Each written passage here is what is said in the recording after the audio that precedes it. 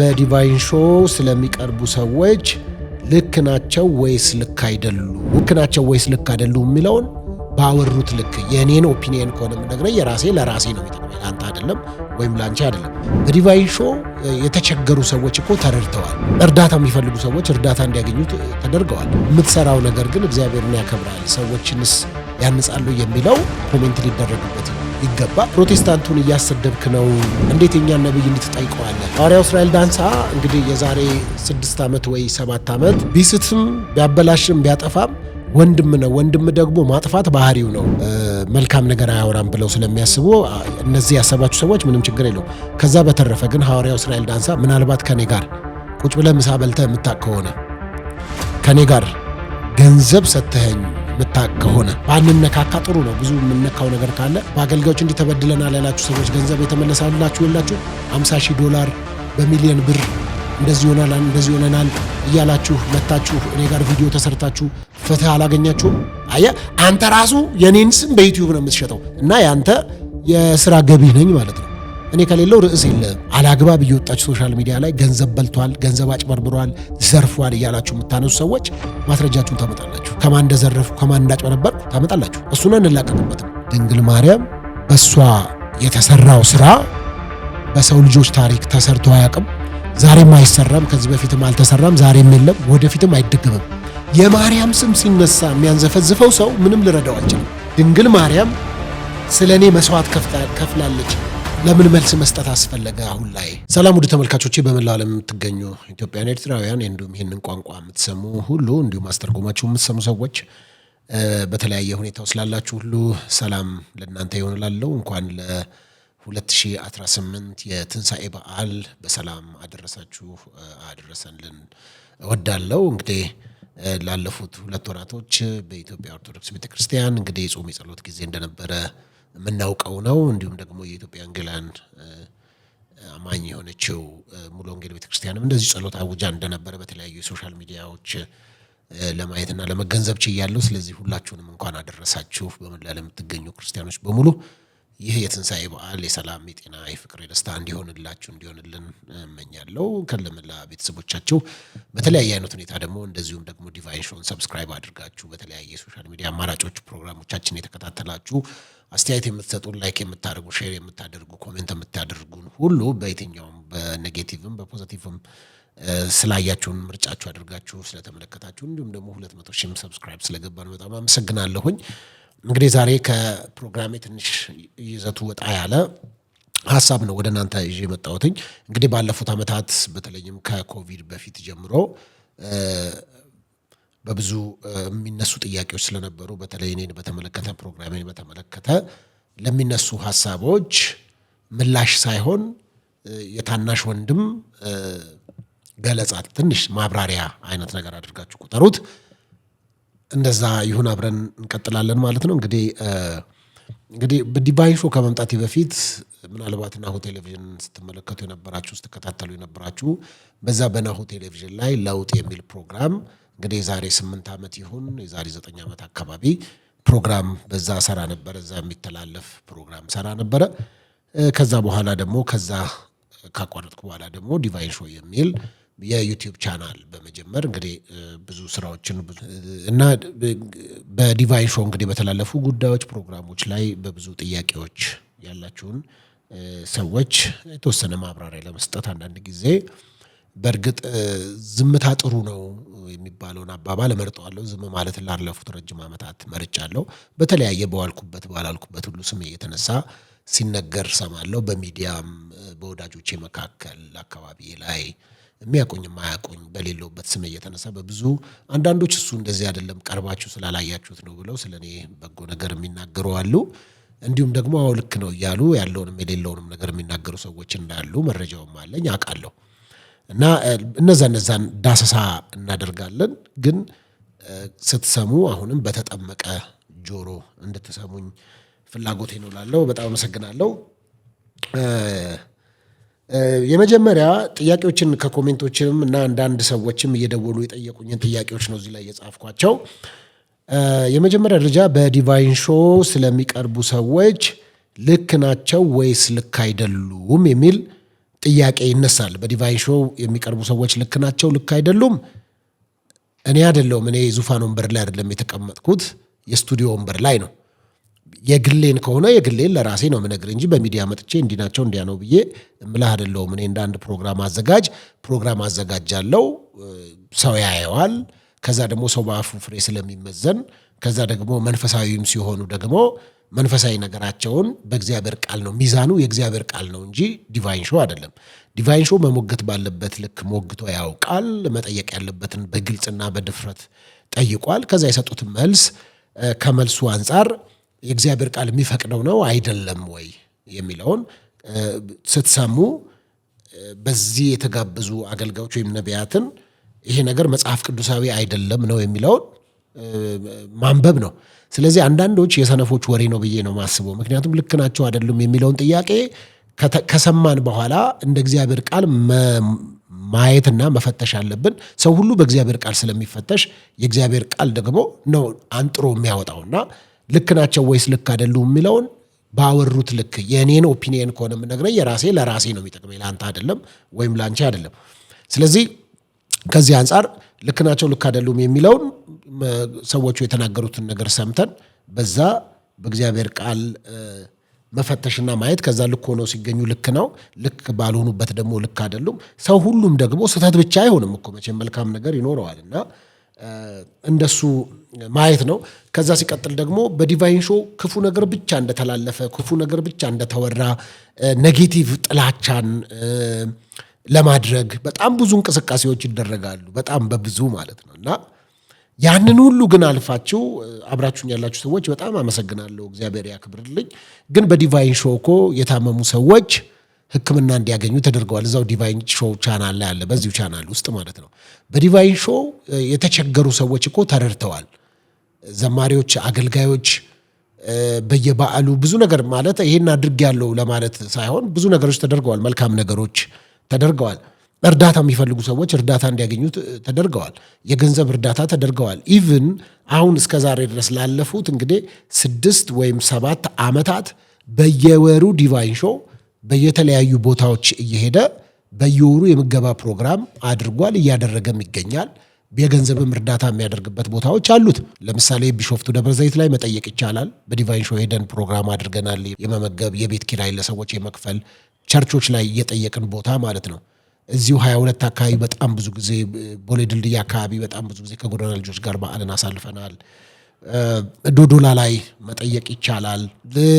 ብዙ ቦታ አሁን እንዲህ ብዬ ማልዘረዝራቸው በጣም ብዙ ቦታዎች ብዙ ስራዎች ተሰርተዋል። አንዳንዶቹ እዚህ ዩቲዩብ ቻናል ላይ ያሉ፣ አንዳንዶቹ ደግሞ በቃ ለማስተማር ከሆነ አንዴ ሁለቴ ካደረግነው ሌሎች ሰዎች እንዲቀጥሉት ስለሆነ አድርገናል። ስለዚህ እንዳልተሰራ ብቻ ተደርጎ ማሰብ ልክ አይደለም፣ ነውርም ስለሆነ ማለት ነው። እና አንዳንዱ ማየት አይፈልግም። አንዳንዶቹ ከፕሮቴስታንት ወደ ኦርቶዶክስ ሲሄዱ እዚያ ምተን ሞግተናል፣ ጠይቀናል በደንብ በቃ በጣም በሚገርም ሁኔታ። ከኦርቶዶክስ ደግሞ ወደ ፕሮቴስታንት የመጡትንም እንደዚሁ ሞግተናል። የሃይማኖት እኩልነትን፣ ሰላምን፣ አብሮ መኖርን እሴት ያለውን ህዝብ ከማስተማር አንጻር እዚያ ምተን ከእውነት ጋር ብቻ በመቆም የማንም ወገን ሳንሆን በደንብ አድርገን በዚህ በዲቫይን ሾው ሞግቼ ሰርተናል። ማየት ስለማይፈለግ ብቻ ማለት ነው። እና ከዛ አንጻር እንደሱ ቢሆን ጥሩ ነው። ሁለተኛ ዲቫይን ሾውን የምትሰራው ለገንዘብ ነው፣ ለገንዘብ ስለሆነ የትኛውንም ነገር ትሰራለህ የሚል ነገር አለ። ለገንዘብ ነው። እስቲ ለገንዘብ ከሆነ ስቱዲዮ ወጪው፣ ካሜራው፣ ሰራተኞች ምናምን ጊዜያችንን ሰውተን ምን የምናደርገውና እስቲ ገብቶ ማየት ስለሚቻል ምን ያክል ብር እንደሚገኝና ምን እንደተሰራ ማየት ይቻላል። ትልቁ ሁለተኛ ለገንዘብ ተብሎ ነው ካለ የሰራኸው ነገር ከከፈለህ ለምን አናገኝም ታዲያ? ምን ችግር አለው? ስተት አንስራ እንጂ ገንዘብ ማግኘት ምን ክፋት አለው? ለምንድን ነው አንዳንድ ሰው ኮሜንት ሲያደርግ ለገንዘብ ብለህ የሚል አለ እንዴ? አንተ ለገንዘብ አይደል እንዴ የምትሰራው? ዞሮ ሰው እኮ ለገንዘብ ብዙ ነገር ውስጥ እኮ ይሰራል እኮ። የምትሰራው ነገር ግን እግዚአብሔርን ያከብራል፣ ሰዎችንስ ያንጻሉ የሚለው ኮሜንት ሊደረግበት ይገባል። ተገቢም ነው። ደግሞ እንደ አንድ ፕሮግራም እያደገ እንደሚሄድ ሰው እየሰራ እንዳለ ሰው እናጠፋለን፣ እናበላሻለን፣ እንስታለን። በሳትንበት ነገር ደግሞ ህዝባችን፣ ማህበረሰባችን፣ አባቶች፣ ትልቅ ሰዎችም ወጣቶችም ሁሉም አይ ልክ አይደለም ይሄን ነገር አስተካክሉ ስንባል ደግሞ እያስተካከልን እየተሻሻልን እየተቀየርን ነው የምንሄደው። ቆሞ የሚቀር ነገር የለም። መቀየር አለብን፣ መለወጥ አለብን። በዚህ አምናለሁ። ጥያቄ የለውም። ይህንን በደንብ አስባለሁ። ከዛ በተረፈ ደግሞ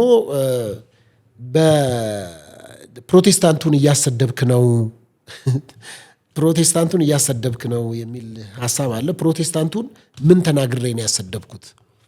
አንተ ጋር በሚቀርቡ እንግዶች ምክንያት ተሰድበናል፣ እንዲህ ብለናል የሚያነሱ ሰዎች አሉ። 2 የሚሆኑ 3 የሚሆኑ ሚሊዮኖች የሚሆኑ አሉን። ጥያቄዎች ተገቢ ነው ጥያቄው በመሰረቱ ግን ማንን ምን ብዬ ነው ያሰደብኩት የሚለውን ከማስረጃና ከመረጃ ጋር ቢሆን። ምክንያቱም እዚህ መጥተው ሀሳባቸውን የተናገሩ ሰዎች ተራ ከመንገድ ላይ የተነሱ ሰዎች አይደለም። ፍቃድ ያላቸው የሚያገለግሉ ቸርች የሚመሩ ህዝብ የሚመሩ ሰዎች ናቸው መጥተው እዚህ የተናገሩት። ስለዚህ አህያውን ፈርቶ ዳውላውን እንደሚባል ለምን ሀሳባቸውን የነጻ ሀሳባቸውን ለምን ገለጡ፣ ለምን ወገትካቸው፣ ለምን እንዲያወሩ አደረክ የሚል ካልሆነ በስተቀረ አይገባኝም። እኔ በነጻ ሀሳብ አምናለሁ። ሰዎች የተሰማቸውን ስሜት እንዲናገሩ እንዲያወሩ በደንብ በዚህ ደስተኛ ነኝ። ሰዎች ያላቸውን ሀሳብ ከዛ ሀሳባቸውን ትገዛዋለህ አትገዛውም መብት ነው። ይሄ ገበያ ነው፣ የሶሻል ሚዲያ ገበያው ስለሆነ ከዛ ላይ የምትፈልገውን ትገዛለህ፣ የምትፈልገውን ትተዋለህ።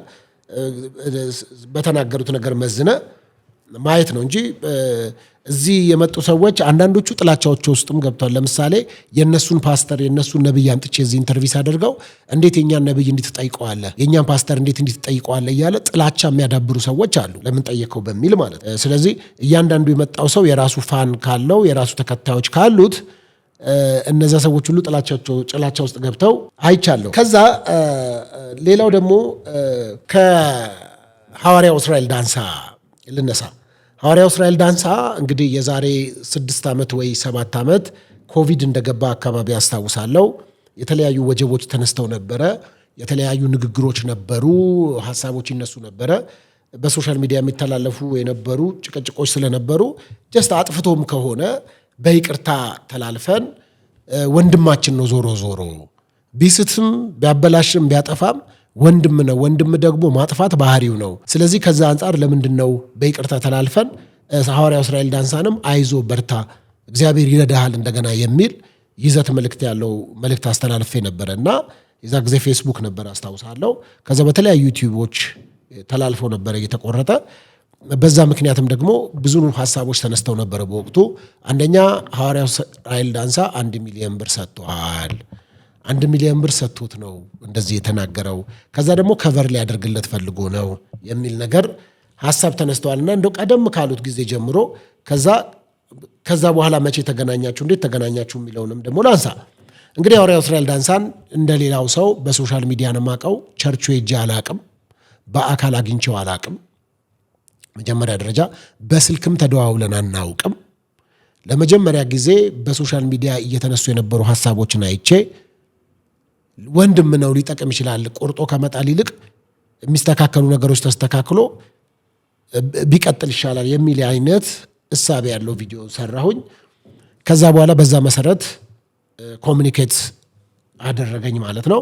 ከዛ ያንን ደግሞ ሀሳብ ሄዶ ቀርቦ ከመፍረድ ይልቅ ብዬ ሄጄ ኢንተርቪው ሰርቼ ያለውን ነገር አውርተን እዚህ ዩቲዩብ ቻናል ላይ ቁጭ ስላለ በ2 ክፍል የተላለፈ ፕሮግራም አደረግኩኝ ማለት ነው፣ ሰራው ማለት ነው። ስለዚህ ያንን ከሰራን በኋላ አልተገናኘንም፣ አላገኘሁትም። ያንን ቪዲዮ ከሰራ በኋላ እኔና ሐዋርያው እስራኤል ዳንሳ ጭራሽ አልተገናኘንም፣ በስልክም አልተደዋወልንም የመጀመሪያ ደረጃ እና ከዛ በኋላ ሐዋርያው እስራኤል ዳንሳን አልተገናኘንም ማለት ነው። እንግዲህ በወቅቱም ደግሞ የ1 ሚሊዮን ብር አፍ እንደሆነው ይሁን ምን እንዲሆን እንደሆነ አላውቅም። 1 ሚሊዮን ብር ጊዜ የዛሬ 6 እና 7 ዓመት ምን ያህል ዋጋ እንዳለው የምታውቁት ነው። 1 ሚሊዮን ብር ተከፍሎሃል የሚል የተለያዩ ሀሳቦች፣ ወሬዎች። እኔ በጣም የሚገርመኝ በጎ ነገር ማውራት አልገባኝም እና በጎ ነገር ስለ ሰው ነገር ማውራት ከዛ ደግሞ ለሰው እድል መስጠት፣ እግዚአብሔር እድል ይሰጣል፣ የወደቀ ይነሳል፣ የሳተ ይመለሳል የሚል ነገር መናገር፣ ገንዘብ በመክፈል በእርግጥ ሌባ እናት ልጇን አታምንም የሚል አባባል አለ።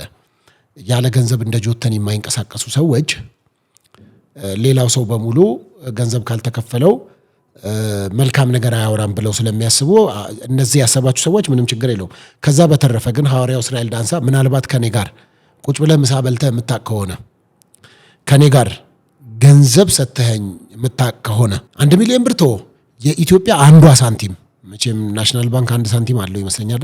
1 ሳንቲም ወደ እኔ አካውንት ልከህ ከሆነ ወይ በካሽ ሰጥተኸኝ ከሆነ ከማስረጃ ጋር እንድትመጣ አላልክም። ከአንተ አፍ አልሰማሁ አንተ እንደዚህ ብር ሰጥቼዋለሁ የሚል ከአንተ አፍ የሰማሁት በሚዲያ ይሁን በምን የሰማሁት ነገር የለም። ነገር ግን ተከፍሎት ነው ብለው ለሚያነሱ ሰዎች ማስረጃም እንዲሆን ሰጥተኸኝ ከሆነ አንተ ምስጋና ስለሚገባህ ያደረግከውም ደግሞ የ1 ሚሊዮን ብር ጉዳይ ስለሆነ ቀላል አይደለምና ስለ 1 ሳንቲምም ቢሆን ማስረጃ ካለ ወይም ደግሞ አዎ የምትለው ነገር ካለ እንዲሁም ደግሞ በጨዋታ መካከል ምናልባት ብር ሰጥቼው እኮ ነው ሶፊያ ያወራልኝ ለኔ ብለህ ተናግረህ ከሆነም እዛው ጨዋታ መካከል ላነሳህላቸው ሰዎች ምላሹን በጌታ ፍቅር እንድትሰጣቸው። ምክንያቱም የሰጠህበት ስሊፕ ካለ ስሊፕም ብለህ ከሆነ ነው።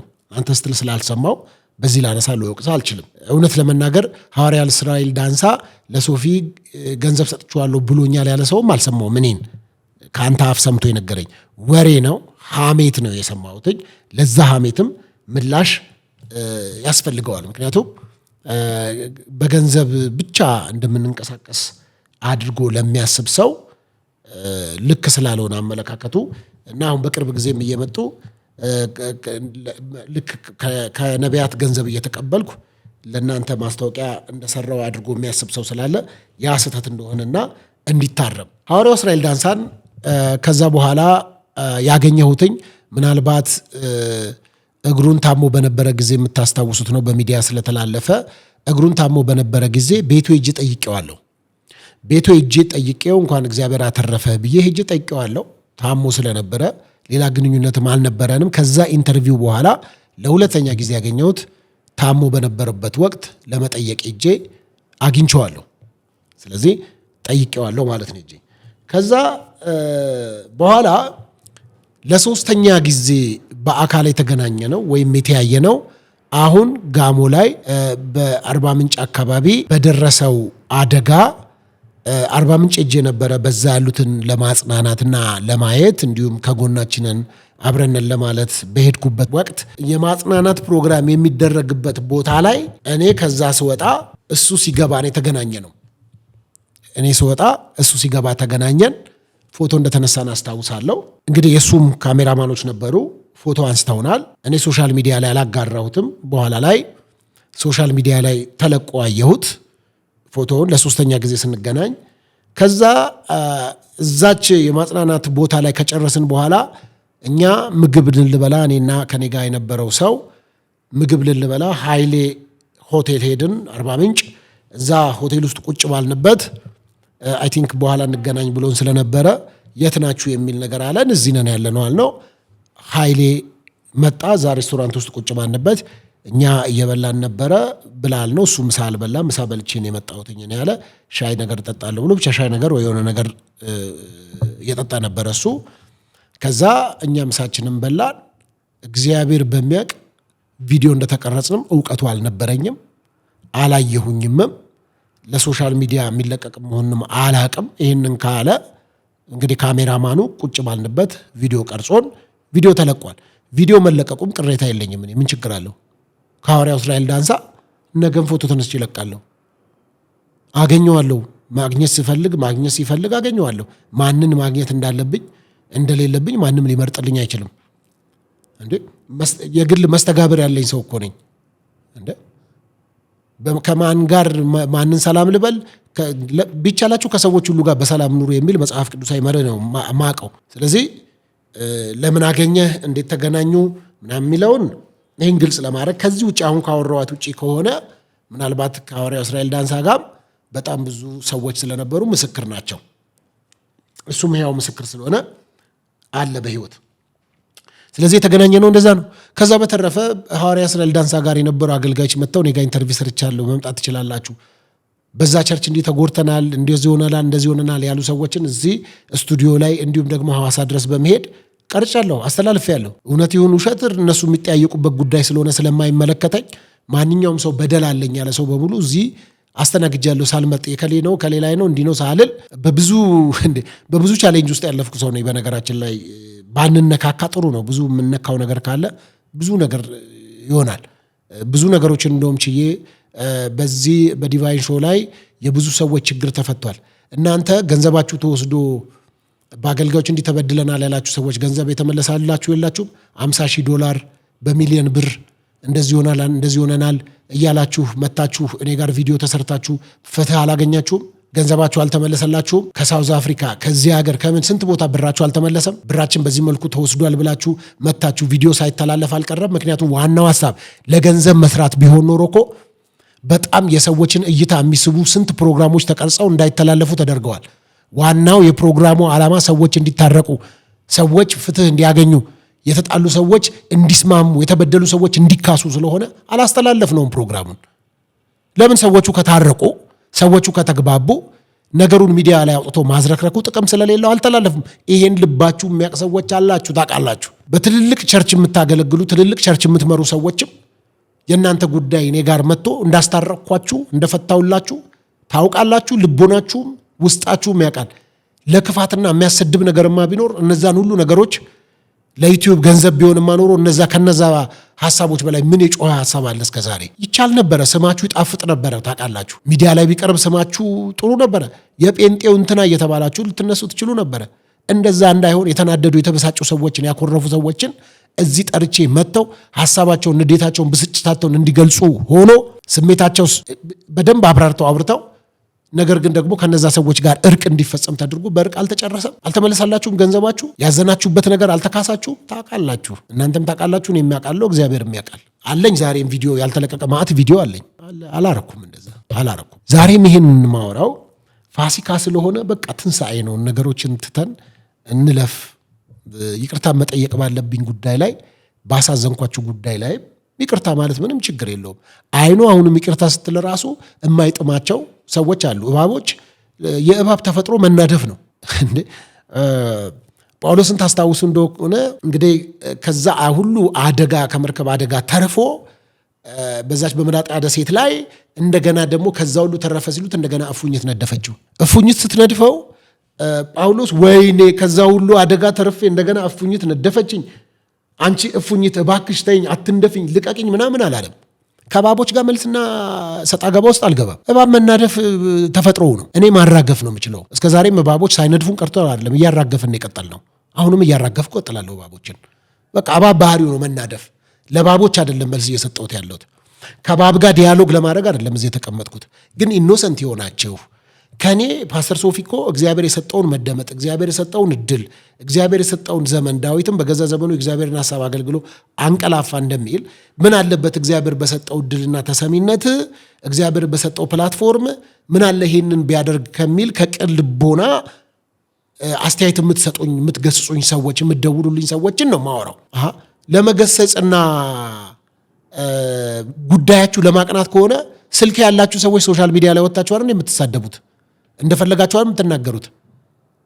አንዳንዱ ለምን እናንተ ለዩቲዩብ ስለሆነ። እኔ በጣም የሚያስገርመኝ ፓስተር ሶፊ የሚሰራው ለዩቲዩብ ብር ነው ብሎ ራሱ በዩቲዩብ ቪዲዮ ይሰራል።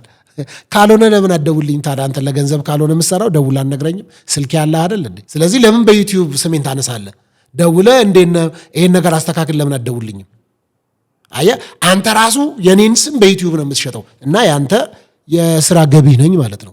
እኔ ከሌለው ርዕስ የለህም። የራሳችሁ ምንም እኔ የማንንም ሰው ስም በክፉ አንስቼ አላውቅም። ሶሻል ሚዲያ ላይ ማንንም ጀግና ሰው መጥተህ ስሜን በክፉ አንስተሃል ልትለኝ አትችልም። እኔ ሰው እንዲጠላኝም ሰርቼ አላውቅም፣ እንዲወደኝም ሰርቼ አላውቅም፣ ወደፊትም አልሰራም። በዚህ ጉዳይ ላይ ሰዎች ምን ይማሩበታል? አይ ነው 6 ቁጥር ከአንተ በኩል 9 ነው፣ ከኔ በኩል ነው 6 9 ነው 6 እያልክ ዘመን አልጨርስም። እኔ አንተ 9 ነው የሚታየህ፣ ቀጥል። እኔ 6 ነው የሚታየኝ። በቃ አለቀ። አብራን አንኖር አንድ ቤት ውስጥ እኔ አታቀኝ። አንዳንዶቻችሁ እድል ስለሌላችሁ የማግኘት እንደዚህ አይነት በጥላቻ እውር ድንብር የሆናችሁ ሰዎች አላችሁ። እናንተን ምንም ማድረግ አልችልም። እግዚአብሔር ከዛ ይፈውሳችሁ። አንድም ቀን ህሊና ውስጥ እናንተ ቁጭ ብላችሁ አላውቅም። እኔ የቤት ኪራይ ሳልከፍላችሁ ልባችሁ ላይ፣ አይምሯችሁ ላይ፣ መንፈሳችሁ ላይ ቁጭ ብዬ ሁሌ ከብጃለሁ። በቃ ሶፊ ነው የምትሉት። ምን ማድረግ ይቻላል? መብታችሁ ነው። በህግ በኩል መኬድ ያለበትን ደግሞ በህግ ሄዳለሁ። አላግባብ እየወጣችሁ ሶሻል ሚዲያ ላይ ገንዘብ በልቷል፣ ገንዘብ አጭበርብሯል፣ ዘርፏል እያላችሁ የምታነሱ ሰዎች ማስረጃችሁን ታመጣላችሁ። ከማን እንደዘረፍኩ ከማን እንዳጭበረበርኩ ታመጣላችሁ። እሱን እንላቀቅበትም። ህግ ያለበት ሀገር ነው፣ መንግስት ያለበት ሀገር ነው። ከማን እንደዘረፍኩ ከማን እንዳጭበረበርኩ ከማን ገንዘብ እንደተቀበልኩ ስሊፖቻችሁን ታመጣላችሁ። ገንዘብ የተላለፈበትን ታመጣላችሁ። የተዘረፉ ሰዎችን ታመጣላችሁ። አንዳች ገንዘብ በልቼ ከሆነ አንዳች ገንዘብ ዘርፌ ከሆነ ማለት ነው። በፕሮግራሜ በስራዬ መተቸት አለብኝ፣ ሊነገረኝ ይገባል። ምንም ችግር የለው። መጽሐፍ ቅዱስ ሲናገር የገላትያ መጽሐፍ ምዕራፍ 6 ከቁጥር 1 ጀምሮ ይመስለኛል በተለይ አዲሱ መደበኛ ትርጉም ወንድሞቼ በእናንተ መካከል ማናቸውም ሰው በበደልና በኃጢአት ቢገኝ እናንተ መንፈሳውያን የሆናችሁ ሰዎች በየዋህነትና በገርነት መንፈስ አቅኑት ነው የሚለው። እውነት የዛሬ ምክር ያጠፉ ሰዎችን በድለዋል የተባለ ሰውን ለማቅናት ነው ለማጥፋት? አብዛኛው ትችት ለማጥፋት ነው፣ ለማቅናት አይደለም። እንደነ አናሲሞስ ጠቃሚ ለማድረግ አይደለም። ይሄን ነገር ኮሜንት ራሱ ሲሰጥ ከፖዚቲቭ ሶፊዬ ይሄ ነገር ደስ ይላል፣ ይሄ ነገር ጥሩ ነው፣ ይሄኛውን ነገር ብታበረታው፣ ይሄ ደግሞ መጥፎ ስለሆነ እኛንም እንደ ቤተክርስቲያን እንደ ህዝብም እንደ ኢትዮጵያዊም የሚጎዳን ነገር ስላለው ምን አለ ብትተው፣ እቺ ነገር ተዋት፣ በቃ ደስ አትልም ምናምን ብትለኝ ደስ ይለኛል፣ ቀበላለሁ። እንደመጣ ይሄ አይደለም ለገንዘብ ብሎ ነው፣ ይሄ እንደዚህ ብሎ ነው። አንተ ለገንዘብ ብለህ ስለምትሰራ መነሻ ራሱ ለገንዘብ ብሎ ነው የምትለው። ለምን? ሐሳብህ ገንዘብና ገንዘብ ብቻ ስለሆነ ማለት ነው። እና በማስረጃ አለ። እኔ አሁን ቢቻል በወንድማማች መካከል ባንከሳሰስ ምናምን ጥሩ ነበረ። ግን ደግሞ በጣም የወጣ በተለይ ከሌብነት ጋር ከዘረፋ ጋር በተያያዘ ግን ስሜን ያነሳችሁ ሰዎች ለሁሉም ቀን አለው። የምንጠያይቅበት ቀን ይመጣል። ቀን አለው፣ ለሁሉም ቀን አለው። ቪዲዮቻችሁ ቁጭ ብለዋል አሉ እንደ ኤግዚቢት የት ጋር እንደዘረፍኩ ከማን ገንዘብ እንደዘረፍኩ እንደተቀበልኩ ማስረጃ ታመጣላችሁ። ለዛ ችግር የለውም። እንዳልካችሁ ግን የገላትያ መጽሐፍ ምዕራፍ 6 እናንተ መንፈሳውያን የሆናችሁ በየዋህነትና በገርነት መንፈስ አቅኑት ነው። ለማቅናት የምትመክሩ፣ ለማቅናት የምትገስጹኝ ሰዎች፣ ለማቅናት የተሻለ ነገር እንድሰራ የምትነግሩኝ ስላመናችሁብኝ ነው። እንዲህ ያለ ነገር እኮ ቢሰራ ብላችሁ ስለዛ እንደሆነ በደንብ አድርጌ እረዳለሁ። እባቦች ግን እባብ ነው፣ በቃ መናደፍ ባህሪው ነው። አሁንም አያቆምም። አሁን ራሱ በዚህ በምሰራው ይቅርታ ላጠፋሁት ነገር ላበላሸሁት ነገር ብዬ በምሰራው ቪዲዮ ራሱ ሌላ ቪዲዮ የሚሰራ አለ። አይጠመውማ። ምክንያቱም በቃ እኔ አንደኛ እንጀራው ነኝ፣ ስለኔ እያወራ ስለሆነ የሚኖረው ሌላ ሀሳብ ስለሌለው ማለት ነው። ስለዚህ ከሐዋርያው እስራኤል ዳንሳ ጋር በተገናኘ ይሄ ነው ግንኙነታችን። ከገንዘብ ጋርም ከእሱ ጋር በተገናኘ ይሄው ነው። ሁለተኛ ላምጣላችሁ። በቅርብ ጊዜም በጂንካ ኮንፈረንስም ከጂንካም በፊት የተለያዩ ነገሮች የሚነሱት አንደኛው ከነቢይ ጆይ ጭሮ ጋር ነው። ነቢይ ጆይ ጭሮ የጋድስ ላይት ቤተክርስቲያን መሪ ነው። እንዲሁም ደግሞ ኤልጂ ቲቪ የሚባል የ24 ሰዓት ቻናል እንዳለው ይታወቃል። እንግዲህ ባለፉት 4 ዓመቶች በአየር ላይ ያለ ቴሌቪዥን ነው። የሚከታተለው ሰው አለ ብዙና እሱን አለ። ከእሱ ጋር በተያያዘ ለምሳሌ የሚነሱ ሀሳቦች አሉ። እኔና ጆይ ጭሮ የምንተዋወቀው ምናልባት 2008 ወይ 2009 አካባቢ ይሆናል። 2008-2009 አካባቢ እንግዲህ ጊዜው ረጅም ነው። 10 ዓመት በትንሹ ብትሉት 9 ዓመት ብትሉት እዛ ዓመተ ምህረት ላይ ነው የምንተዋወቀው። እዛ ላይ ስንተዋወቅ ያስተዋወቀን አሁን ሲያትል የሚኖር ዘማሪ ዘካርያስ ጌታቸው፣ አሁን አይ ቲንክ ነብይ ሆኗል መሰለኝ። ነብይ ዘካርያስ ጌታቸው ወይም ፓስተር አላቅም፣ ብቻ የሆነ ነገር እንደሆነ ሰምቻለሁ። እሱን ያስተዋወቀን። እሱ ሲያስተዋውቀን ደግሞ አዲስ አበባ ሳር ቤት አካባቢ ኤዩ የሚባለው ወይም ኪንግስ ሆቴል የሚባል ነበር። እዛ ፊት ለፊት አካባቢ ቸርች እንደጀመረና በዛ ደግሞ ኮንፈረንስ ተዘጋጅቶ የኮንፈረንሱ ፕሮግራም ላይ ተጋበዝኩኝ። እዛ ተደጋጋሚ ሄጄ አገለገልኩኝ ኮንፈረንሶቹን። ትውውቃችን የጀመረው የዛን ጊዜ ነው። የዛን ጊዜ እዛ ቦታ ላይ እየሄድኩ አገለግል ነበረ። እሱ ደግሞ ከክፍለ ሀገር እንደመጣ ነው። ጸጉሩ በጣም ትልቅ ነው። አማርኛም ብዙ አያውቅም። ብቻ የዛ ጊዜ የተዋወቅ ነው። ሄጄ አገለግላለሁ። ተደጋጋሚ ሄጄ አገልግያለሁ እዛ ሳር ቤት ላይ ማለት ነው። እና በዛ የነበረው በጣም ትንሽ ሰው ነው የነበረው። ወንዝ ስር ነው የሆነች ትንሽ የጭቃ ቤት ነገር ናት ቤቷ። አሁን ያለችው ቸርች ስትመሰረት ማለት ነው። የዛ ጊዜ ሄጄ ተደጋጋሚ አገልግያለሁ። ባገለገልኩባቸውም ጊዜያቶች ምናልባት ኤልጄ ቤተክርስቲያን ታገለግሉ የነበራችሁ በዛ ጊዜም ምናልባት ዛሬ የምነዛው ሰዎች ካላችሁ አላቅም። እንዲሁም ደግሞ ነቢይ ጆይ ጭሮን ጨምሮ ባገለገልኩበት ጊዜ ፖስታ ሰጥታችሁኝ የምታውቁ ከሆነ እንካ የትራንስፖርት ብር ነው ብላችሁ ሰጥታችሁ የምታውቁ ከሆነ ሕያው ምስክር ስለሆናችሁ የዛን ጊዜም እንኳን ለእኔ ፖስታ የሚሰጥበት አቅምና ሁኔታ ሊኖር ቀርቶ ከፕሮግራም በኋላ እንኳን ምሳ ስንበላ እከፍል ነበረ። እኔ ራሴ ከፍል ነበረ። ምሳ በልተን ሻይ ጠጥተን ራሴ ከፍዬ ሄድ ነበረ። ከሰሚት 72 ሳር ቤት መኪና እየነዳው ሄጄ ነዳጄን አውጥቼ አገልግዬ አልፎ ለኤክስፔንስ ለነበረው ነገር ወጪ አውጥቼ መጣ ነበረ። ከዛ ሁለተኛ ሲቀይር ቦታ እዛው ሳር ቤት መስቀለኛው ላይ ወደ ቡልጋሪያ ምናምን የሚወስደው መካፈያው መስቀል ላይ ከፍ ብሎ እዛ ጋር አንድ ግቢ ቸርቿ ተከራይታ ስትወጣም ሄጄ አገልግያለሁ። ከዛ ወደ መካኒሳ በነበረበትም ቦታ ሄጄ አገልግያለሁ። ረጅም ጊዜ ሄጄ አገልግያለሁ ማለት ነው። ስሄድ በተጠራውበት ቦታ ሁሉ ኢየሱስን ለመስበክ እስከሆነ እድል እስካገኘው ድረስ ምናልባት የሳትኳቸው ነገሮች ይኖራሉ ብዬ ማስበው ማስመሰል የሚባል ሕይወቴ ውስጥ ስለሌለ ራሴን ሆኜ ስለምኖር ጳውሎስ በሰውና በእግዚአብሔር ፊት ነገራችን የተገለጠ ነው አለ። እንዲሁም ሲናገር በእኔ ሁኔታ ራሱን ሊገልጥ የወደደ ይላል። በእኔ ሁኔታ ነው በቃ እግዚአብሔር ራሱን ሊገልጥ ከወደደ በእኔ ሁኔታ ነው የሚገልጠውና እኔ የማስመሰሉን ነገር አልሄድኩበትም ይመስለኛል። ምናልባት እናንተ እንደምትፈልጉት ይሄ ስብር ያለ ብላችሁ ትሁት ነው ብላችሁ የምትሉት ወገቡን የሰበረ ሰው ስለሚወደድ መንፈሱም ስለሚወድ አገሩም ስለሚወድ ምናልባት ስፖርት እሰራለሁ ራሴን ጠብቃለሁ ምናምንና ያ የሚያበሳጫቸው ሰዎች አሉ። ጂም እንኳን ሲያገኙኝ ከዛ ኮሜንት ላይ ይጽፉልኛል ለራሳቸው ጂም ይሰሩ እኔን ውጊያችን እኮ ከስጋና ከደም ጋር አይደለም፣ ምንድነው ስጋህን የምታሳብጠው፣ ምንድነው ስፖርት የምትሰራው ምናምን የሚለኝ ሰው አለ። እና ይሄ ሁሉ ነው እንግዲህ ስፖርት መስራት እንደ ኃጢአት የሚቆጠርበት ሀገር ነው ስፖርት መስራት ማለት ነው። እና ስለዚህ ከነቢይ ጆይ ጭሮ ጋር የተገናኘንበት ያ ነው መንገዱ። ከዛ ከነቢይ ጆይ ጭሮ ጋር በተያያዘ አይ ቲንክ ከ4 ዓመት በፊት ይሆናል ፕሮግራም ሰርቼ ነበር። እዚህ ነቢይ ቡላ የሚባል እዚህ መጥቶ እኔ ጋር ፕሮግራም ሰርተን በዛ ፕሮግራም አንዳች ነገር ሳልቆርጥን ያስተላለፍኩት እዚህ ዩቲዩብ ቻናል ላይ ያለ ከነቢይ ጆይ ጭሮ ጋር በተያያዘ ሀሳብ መጥቶ ተናገረ። ሀሳብ ነው፣ ለሀሳቡ ደግሞ ውሸት ከሆነ ማንም ሰው ምላሽ መስጠት ይችላል በሚል ፕሮግራም ሰርቻለሁ። ጓደኛዬ ነው አውቀዋለሁ፣ ቸርቹ ሄጄ አገልግያለሁ ብዬ አልቆረጥኩትም ሀሳቡን። ስለዚህ ያንን ሀሳብ ባለመቆረጡ ነቢይ ጆይ ጭሮ አኩርፎ አልተገናኘንም። አይ ቲንክ ለ2 ዓመት ይሁን ለ3 ዓመት አላውቅም። እንዴት የኔ ስም በተነሳበት ፕሮግራም ላይ አትቆርጥልኝም በሚል ይሄ ውሸት ከሆነ አሁንም ነቢይ ጆይ ጭሮ በዳሰው አለ። በዛ አኩርፎ አኮረፈ፣ ተለያየን። ሰው ተለያይቶ አይቀርም ደግሞ እንደገና ከ3 ዓመት በኋላ ምናምን አላውቅም ተገናኘን። ዛሬም አብረን ነን። ስለዚህ ፕሮግራም ሲጋብዘኝ እሄዳለሁ። የቸርቿ መሪ ነው። የትም ቦታ ብጠራ ናና ኢየሱስን ስበክ ከተባልኩኝ እጄ ሰብካለሁ፣ እናገራለሁ። የትም ቦታ ጥሩኝ፣ መጥቼ እግዚአብሔር ደግሞ አልፎ ለሰራው ለተጠቀመው ነገር እሄዳለሁ። ከዛ በተረፈ ለምን ነው የምጠላው? ጥላቻን ምን አመጣው?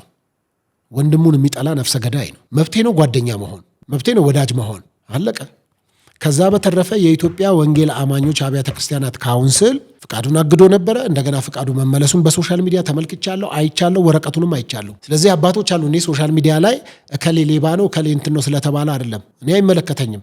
ሌባ ዘመድ የለውም እንዴ? ካስፈለገ ሌባ ምን ችግር? አሁን ብዙ በኢትዮጵያ በመላው ዓለም ዘርፈው ሰርቀው የተለያዩ ወንጀል ሰርተው ሰዎች ተጠያቂ ሊሆኑ ይችላሉ። በሰሩትም ባልሰሩትም ጉዳይ ፍርድን አግኝተው ሊታሰሩ ሊጠየቁ ይችላሉ።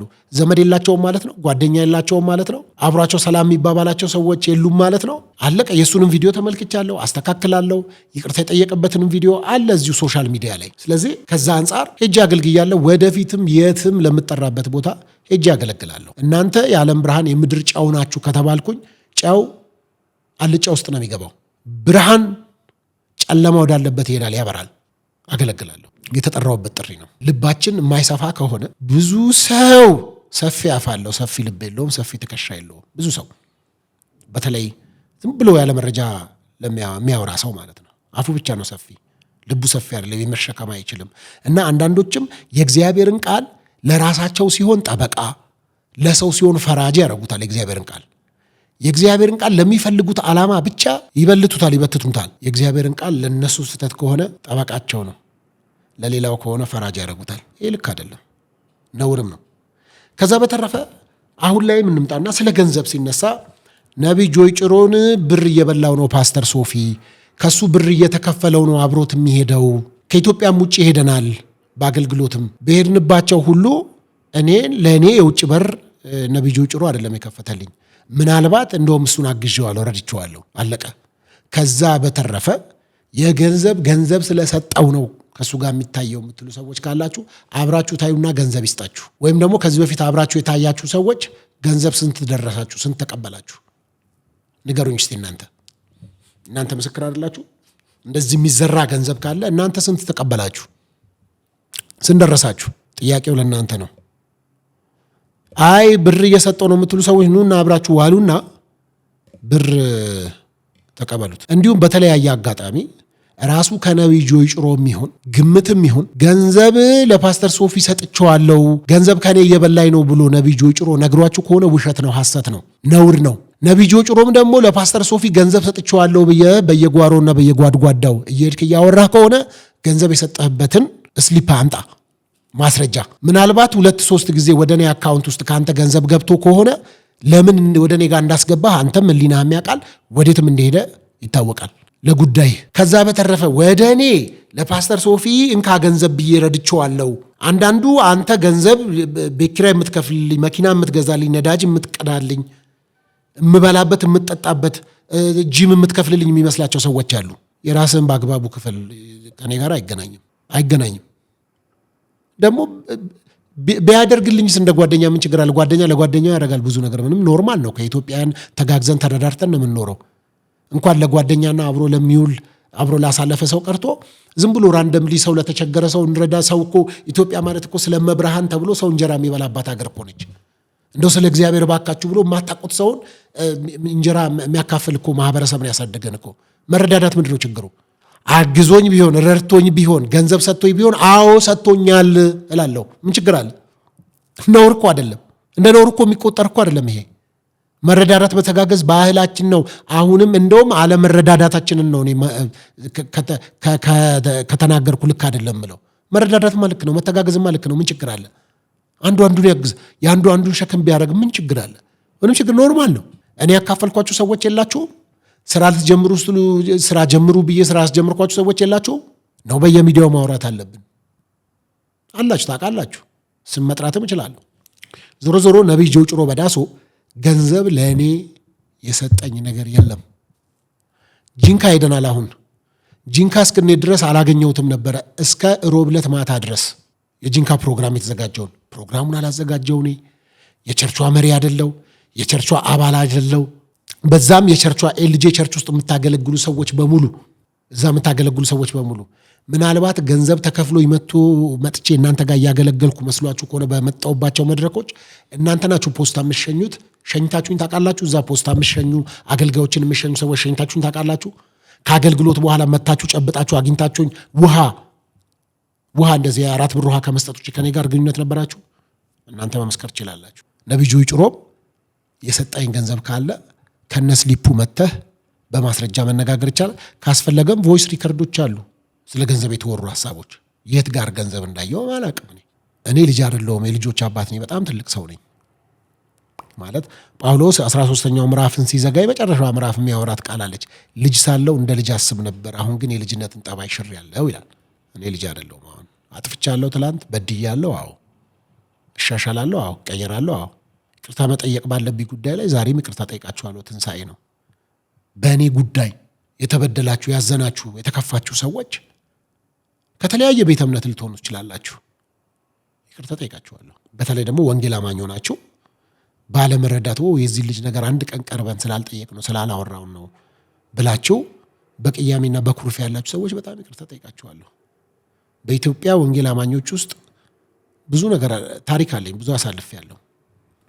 በዚሁም አጋጣሚ ምን አለ ከፕሮቴስታንትነት ብትወጣልን ብለው የሚጠይቁኝ ሰዎች፣ የሚጽፉልኝ ሰዎች አሉ። አንዱ እንደውም ደውሎ ለምን አትወጣም ከፕሮቴስታንት አለኝ። አንተ መች አስገባኸኝ እንዴ? ደስ የሚለኝ እኔ ክርስትና የግል ስለሆነ ነው። እኔ በግሌ ነው እኮ ክርስትና በደቡ አልተቀበልኩም። ሻሞ ተብሎ የተሰጠኝ አይደለም። አንድያ ልጁን ነው የተሰጠኝ በቀራኔው መስቀል ላይ። ትናንትና አይደለ ስቅለት ተብሎ ሲከበር የነበረው በቀራኔው ላይ ዛሬ 2000 ዓመት ደሙን ያፈሰሰልኝ ጌታ ነው። መዳኔ በግል ነው። ከአንተ ጋር ሻሞ ተብሎ የተሰጠኝ መዳን አይደለም። ድንገት ያፈስኩት አይደለም። ዋጋ የተከፈለበት ነው ለኔ። እኔ ዋጋ የከፈልኩበት ሳይሆን ዋጋ የተከፈለበት፣ ዋጋ የተከፈለልኝ፣ የደም ዋጋ የተከፈለልኝ በጣም ፕሪሺየስ እና ውድ በዋኖሶቹና በኮርማ ደሞች አይደለም። እኔ መስዋዕት ሳክሪፋይ የተደረገልኝ ህይወት ነው። ሊያውም አንድያ ልጁን ኢየሱስ ክርስቶስን። ስለዚህ ብትወጣለንና እኔ እጆቼ ላይ ታቱ አለና ከቸርች ባክ አድርጌ ነው የተሰራሁትና በነዛ ታቶች ምክንያት አንዲት ሴት ደወለችልኝና የዛሬ ስንት ዓመት ነው፣ ፓስተር የአገልግሎት ጥሩ ነው እንደዚህ ጥሩ ነው፣ ግን እጅ ላይ ታቱ አይቻለውና ወይ በሆነ ነገር አስጠፋው አለያ እጅህን ብትቆርጠው ይሻላል፣ አይንህ የምታስት ከሆነ አይንህን አውጣት ይላልና አይናችንንም ቢሆን ማውጣት አለብን፣ እጅህን ብታስቆርጠው ይሻላል አለች። የኔ እጅ ነው የሚቆርጠው። በዚህ ደረጃ አሁን አንቺ ሴት ልጅሽ ቢሆን የልጅሽን እጆች ታስቆርጫለሽ? ወንድምሽ ቢሆን ባልሽ ቢሆን አባትሽ ቢሆን ታስቆርጫለሽ? እንደዚህ የእግዚአብሔርን ቃል ሰውን ለመግደል አሁን ዛሬ ሟርተኛ ሰው ቢያገኝ እኮ ሟርተኛይቱ በህይወት እንድትኖር አትፍቀድላት ይላልና ግደላት ብሎ እኮ በኮብልስቶን ቀጥቅጦ የሚገላል እኮ። አይንህን ብታስተ አውጣት ይላልና እጅን ቁረጠው አለችኝ እኮ። የእግዚአብሔር ቃል እንዴ የእግዚአብሔር ኃይል ለማዳን ነው የሚለው አለ ሮሜ 1:16 ላይ ይመስለኛል። የእግዚአብሔር ኃይል ለማዳን ነው አይደለ? የእግዚአብሔር ኃይል ለማዳን እንጂ ለመግደል ነው እንዴ? እግዚአብሔር የሟቹን ሞት አይወድም። ጸሎት የሚያደርጉ አሉ። አንድ ቦታ አንድ ሰው ደወለና እየተጸለየ አሰማኝ። ይንቀለው ከምድራችን ላይ እግዚአብሔር አምላክ ሆይ ያንሳው ከምድራችን ላይ አባቶይ በሰፊ እጆች ጥረገው ፓስተር ሶፊን እያሉ የሚጸልዩ አሉ። አይጠርገኝም። እግዚአብሔር የምሕረት አምላክ ነው። ምን አለ በዛው ትናጋችሁና በዛው በምታላቅቁት ሟርታችሁ እግዚአብሔር ሆይ መልሰው ወደ ልቡ መልሰው ከሳተበት ይመለስ መንገዱን አቅናለት እባክህ እግዚአብሔር ሆይ ምን አለ ብትሉ ምን ችግር አለ? አይሰማችሁም? እሱኛውን ጸሎት ግደለው ንቀለው ነው። አዲስ ኪዳን ግደለው ንቀለው ነው።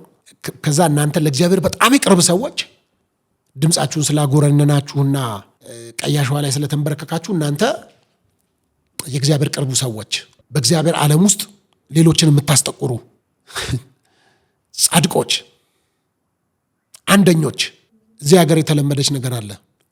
ሌሎችን ኃጢአተኛ በማድረግ መጽደቅ የሚመስላቸው ሰዎች። ሌሎችን ኃጢአተኛ በማድረግ አይጸደቅም። እሱ ያጸደቃቸውን ማን ይከሳቸዋል ነው የሚለው መጽሐፍ ቅዱስ። በአንተ ክስ የሚሆን ነገር የለም። እግዚአብሔር የማያውቀውና ለእግዚአብሔር የምታሳውቀው ነገር የለም። እግዚአብሔር ሳያቀርቶ ነው ጌታ ሆይ እንዲህ ያደረገች አትነቅላትም፣ እስከ መቼ አታነሳትም? ጾም ጸሎት የገባችሁ ሰዎች እናንተ ጾም ጸሎት ውስጥ አይደለም የረሃብ አድማ ውስጥ ናችሁ ያላችሁት፣ ወይም ዳይት ውስጥ ነው ያላችሁት። እግዚአብሔር አይሰማውም። ሰው ይሙት ብላችሁ የምትጸልዩ፣ ሰው ይደፋ ብላችሁ ጠንቋይ ቤት ከመሄድ አይተናነስም። እግዚአብሔር አምላክ ወደ ልቦናችን ይመልሰን። እንዲህ አይነት በሰዎች ላይ የክፉን ቃል የምናወጣ እኔ ጸሎቴም አይደለም ያቆመኝ እግዚአብሔር እየሰበረልኝ፣ እግዚአብሔር ይመስገን። በጣም መልካም አባት ስላለኝ በልጁ በኢየሱስ ክርስቶስ የእግዚአብሔር ልጅ ስለተደረኩ ደስ ይለኛል። አንዳች ስጋት የለብኝም። የእናንተ ይንቀለው ምንም ይጠቅም አይደለም እና ውጣልን፣ ከጴንጤነት ጥፋልን፣ ይንሳልን። በስመ አብ ወወልድ ወመንፈስ ቅዱስ። በተለያዩ ዓለማውያን የሚባሉ መካከል እንኳን ምህረት ይታወቃል። ውይ የእሱን ነገር ለእግዚአብሔር ሰጥቻለሁ የሚሉ በጣም ምንም መንፈሳዊነት የማያውቁ ሰዎች ይሻላሉ አሉ። በጣም ብዙ ሰዎች እንደዛ። ስለዚህ ከነቢዩ ጭራው ጋር በተያያዘም ጂንካ ሄደናል። ጂንካ ሄደን ፕሮግራም ነበረ። በዛ ወደ 860 ምናምን ሰው በአይኔ አይቻለሁ። ጌታን ሲቀበል በደንብ በአይኔ አይቻለሁ። የነበርኩበት በሁለት ቀን ፕሮግራም አርብና እሁድ ይመስለኛል አይቻለሁ። ያ ሁሉ ህዝብ ነበር። ቪዲዮም አለ፣ ምስክርም አለ። ከዛ በተረፈ ነቢይ ጆይ ጭሮ በዳሶ ከጂንካ ከተመለስን በኋላ በአካል አላገኘሁትም እስከዚች ዕለት ድረስ በስልክ አግኝቼዋለሁ። ገንዘብ ሰጥተኸኝ ከሆነ ወደ ጂንካ የሄድኩት እዛ ኮንፈረንስ ላይ የተገኘሁት ወይም ደግሞ ከጂንካ ስንመለስ እንደው እባክህ አብረኸኝ አገልግለሃል፣ አብረኸኝ ነበርክ እና ይሄው ፖስታ ብለህ ለዘማሪያን እንደሰጣቸው ሌሎቹ አገልጋዮች የጋበዝካቸው በሙሉ ፖስታ እንደሸኛቸው እኔ ሸኝታኝ ከሆነ አዎ ፖስታ ሰጥቼ ሸኝቻለሁ ስትል ስለ እግዚአብሔር ስል አምጣና ተናገር። ለእኔ የሰጣኝም ፖስታ ይኸው ይህን ገንዘብ ሰጥቼዋለሁ፣ ይህን ገንዘብ አድርጌልሃለሁ። ዛሬ ዕለተ ቅዳሜ ለፋሲካ ዋዜማ ነው ያለነው። እስከዚች እስከ ዕለተ ቅዳሜ ድረስ ያስገባህልኝ ገንዘብ ካለ እንደው ስለ እግዚአብሔር ዝም ብለህ ፖስት አድርገውና አዋርደኝ። ገንዘብ ሰጥታኝ ከሆነ 2 ሚሊዮን ተሰጥቶት ነው እዛ የሄደው። ይህን ያህል በጣም ጠቃሚ ሰው ነኝ እንዴ? እኔስ 2 ሚሊዮን የሚከፈለኝ እኔ በመድረክ ሄጄ ማን ነኝ እኔ? እንደዚህ ዋጋ ይጨምሯል እንዴ ሳላውቀው? እንዴ 2 ሚሊዮን ሰጥቶት ነው፣ 5 ሚሊዮን ሰጥቶት ነው። እዛ የሚሰበሰበው መባና አስራት ሁሉ በኩርቱ ፌስታል ተደርጎ የኔ ሶፊ ነው የሚበላው የሚሉ ሁሉ አሉ። ይህን ምስኪን ልጅ ምንም የማያውቅ ልጅ እያጭበረበረው ነው የሚሉ ሰዎች አሉ። እኔ እስቃለሁ። ናና ይሄንን ምስኪኑን ሰውዬ ናና አጭበርብረው፣ ናና አጭበርብረው። በቃ ቀላሉ መንገድ እሱ ነው። ናና አጭበርብረው። ከዛ በተረፈ ግን ገንዘብ ለምትሉ ሰዎች እግዚአብሔር በመቀኔ ስራ አለኝ፣ ሰው ነኝ፣ ከኔ አልፎ በጣም ብዙ ሰው ማስተዳደር ሰው ነኝ። እዚቹ ሚዲያ ላይ ስላገኘህ ሰው ሌላ ማንነትም አለው። ሌላ ደግሞ የራሴን በጣም ቢዝነሶች አሉኝ፣ እግዚአብሔር ይመስገን። ሁለተኛ ባይኖረኝስ እኔ እኮ መጽሐፍ ቅዱስ የዕለት እንጀራችንን ስጠን አይደል የጸለዩት እኮ። ከዕለት ውጭ እኮ ምንም የተለየ ነገር የምንበላው የምንጠጣው ነገር የለም። እንደውም አሁን ካስፈለገ እንደውም እኮ ብዙ ሰው ዳይት ላይ ነው። ብዙ ምግብ ሰፍ ብለህ የምትበላበት አይደለም እኮ። አሁን ዝም ብለህ እንደ አጋሰስ ያገኘኸውን የምትበላበትም ወቅትም እኮ አይደለም። በጣም ጥቂት ነገር መርጠህ ሰው በቀን አንዴ መብላት የጀመረበት ወቅት ነው። ይህን ያህል ምግብ ኢትዮጵያ ውስጥ ነው እንደዚህ እንደ ብርቅ አድርገህ የምታወራው እንጂ ሌላው ዓለም ላይ ምንም ትርፍ ነገር ነው፣ እንደ ዋነኛ ነገር አይደለም። በቃ ሰው ሳይበላ ሳይጠጣ አይውልም አያድርም፣ ምንም ችግር የለውም። የትኛውም በጽድቅም ይሁን በኃጢአትም ይሁን ያከማችናቸው ነገሮች ሀብት ብለን የሰበሰብናቸው በቃ እግዚአብሔር ባረከኝ የባርኮት ቀን እናዘጋጅ ምናምን ብለህ ያስመረከው ቤት፣ እግዚአብሔር እኮ ባረከኝ ድርጅት ሰጠኝ ያልከው ቤት ድርጅት ቦታ፣ እግዚአብሔር ይኸው በሚሊዮኖች ገንዘብ ባረከኝ የምትለው ገንዘብ በጽድቅም ማምጣው በኃጢአትም ማምጣው እዚሁ ጥለው ነው የምትሄደው። ያንተ በጽድቅ ስለመጣ ወደ ሰማይ ይተላለፍ የሚባል የለም።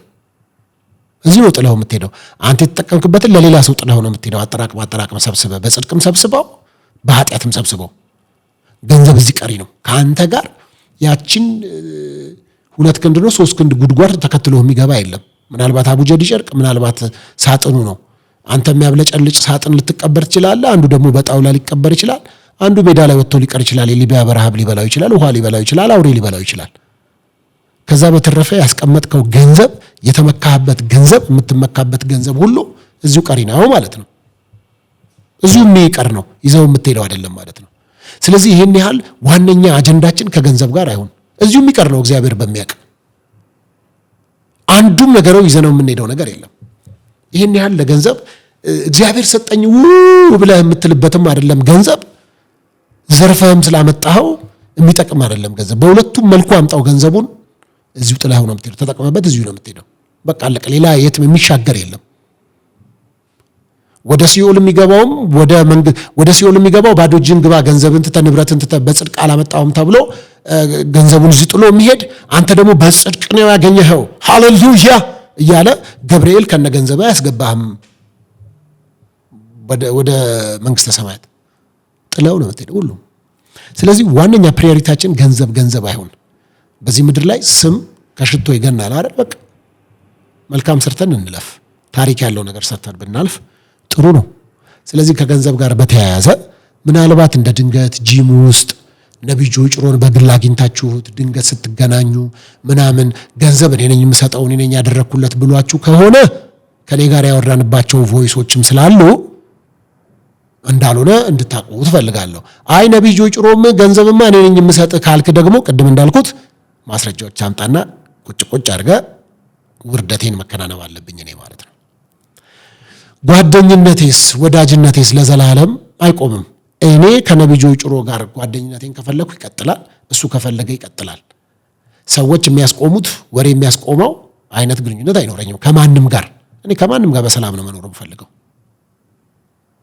ከማንም ጋር በሰላም ነው መኖር የምፈልገው። ማንም ወድቆ ማንም ሞቶ ማንም ጠፍቶ ማየት አልፈልግም። የሳተ ሰው ካለ ከስተቱ ተምሮ ቀንቶ ለሀገር ለሕዝብ ለወገን የሚጠቅም ሰው እንዲሆን ግን እፈልጋለሁ። ማንም ይጥፋ የሚል ምንም አይነት ልብ የለኝም። ማንም ጠላት ቢራባ ብለው የሚል አይደል መጽሐፍ ቅዱስ።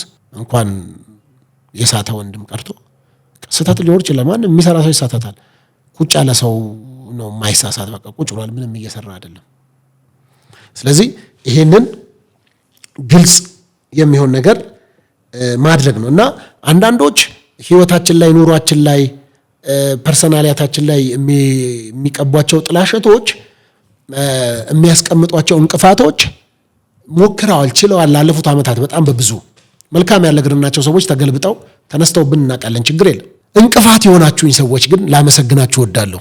በተጓዝኩባቸው ጉዞዎችና መንገዶች ሁሉ እንቅፋት ስታስቀምጡ የነበራችሁ እንቅፋት ወደ ኋላ ጥለው አያውቅም። በነገራችን ላይ እንቅፋት ወደፊት ነው የሚያንደረድር፣ ወደ ኋላ አይጥልህም። እንቅፋት ወደፊት እንድንደረደር ያደረጋችሁኝ እነ ወንድም እንቅፋቶች፣ እነ እህት እንቅፋቶች እግዚአብሔር ይባርካችሁ ይጨምራል። ከልቤ ነው። ይኸው በቃ ፋሲካ አይደል? እግዚአብሔር ምስክሬ ነው። መንግስት በዚህ ሰዓት ለታሰሩ ሰዎች ምህረት ያደርጋል። የተለያዩ የተጣሉ ሰዎች እርቅ የሚያደርጉበት ምናምን በዓል አይደለ? እግዚአብሔር ምስክሬ ከልቤ ነው። እግዚአብሔር ይባርካችሁ። ወደፊት እንድሄድ አድርጋችሁኛል። እንድቆም ነበር እንቅፋቱ፣ ግን ወደፊት አስፈንጥሮኛል፣ መጥቶኛል፣ አሞኛል፣ ግን ወደፊት ነው ያደረገኝ።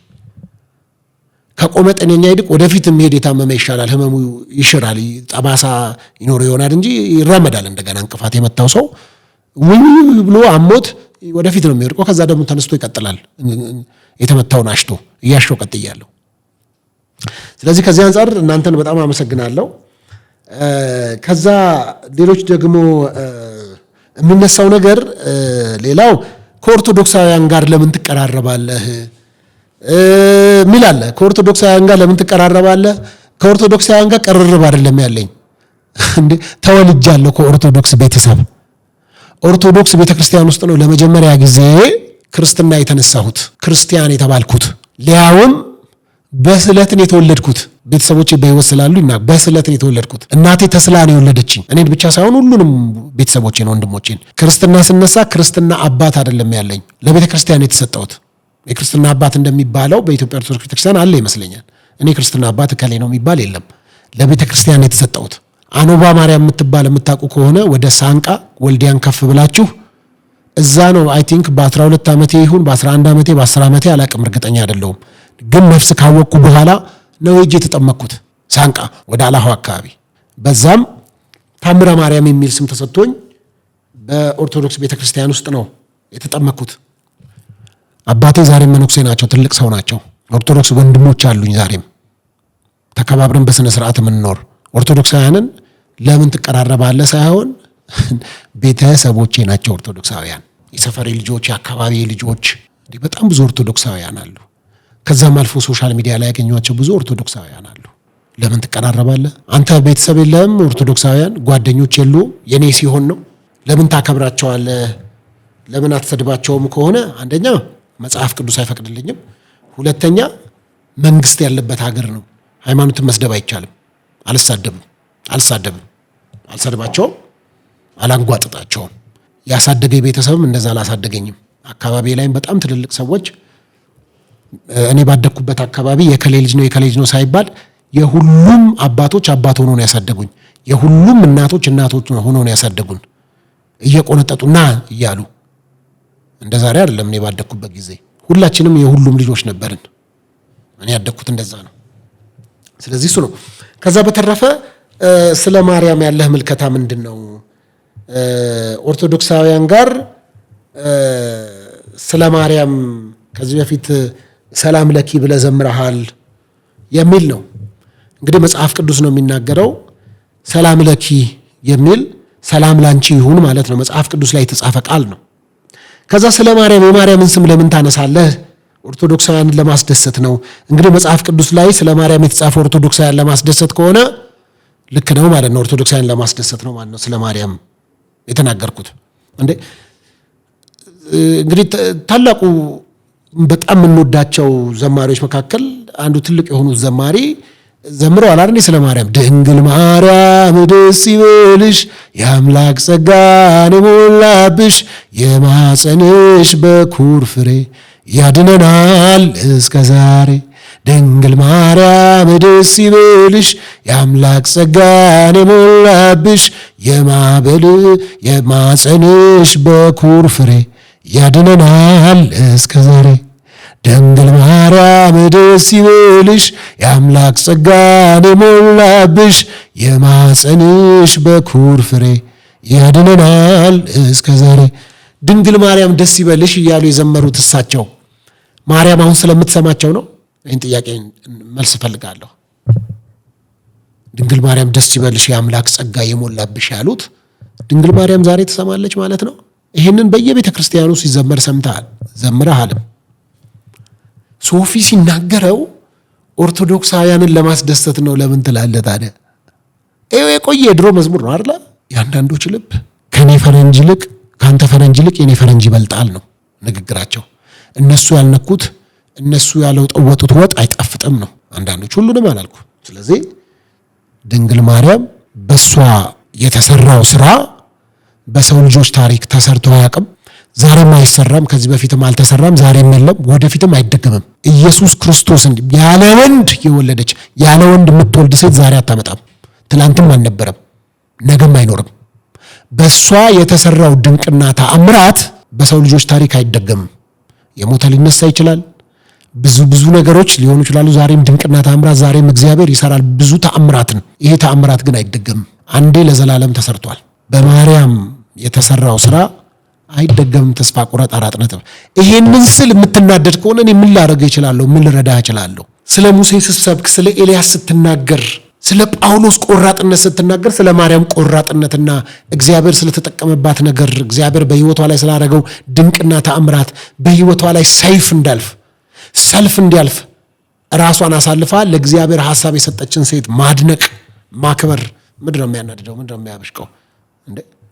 በኢትዮጵያ ምድር ላይ ጳውሎስ በስሙ ቸርች ተከፍቶለት የለ እንዴ? ጳውሎስ ቤተክርስቲያን የሚባል አለ አይደል እንዴ? ጳውሎስ ቤተክርስቲያን የሚባል እንዴ? ከጳውሎስ በላይ ማርያም እንዴ? ከጳውሎስ በላይ ማርያም ድንቅና ተአምራት አልተሰራባትም እንዴ? ዋጋ አልከፈለችም እንዴ? ወደ ግብፅ አልተሰደደችም እንዴ? መከራ አልበላችም እንዴ?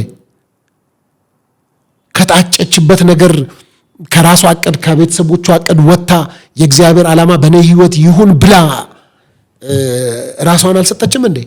በጣም ጀግና ሴት ናት። የምትደንቅ ሴት ናት። እግዚአብሔር በእሷ የሰራውን ስራ ብቻ አይደለም፣ እሷ እግዚአብሔር ለመረጣት እግዚአብሔር ላሰባት ነገር ሆና ምቹ ሆና እንደ ቃልህ ብላ እግዚአብሔር ለተናገራት ነገር የቆረጠች ጀግና ሴት ናት። አንዱኛውን ላንሳው። ለምሳሌ ቅርብ ጊዜ ስለ ማርያም የተዘመረ መዝሙር የሰማሁትን ይህ መዝሙር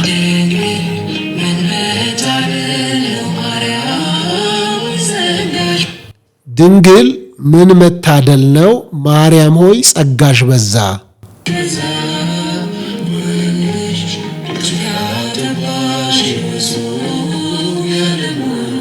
ወልደሽ ጡት ያጠባሽው የዓለሙን ቤዛ።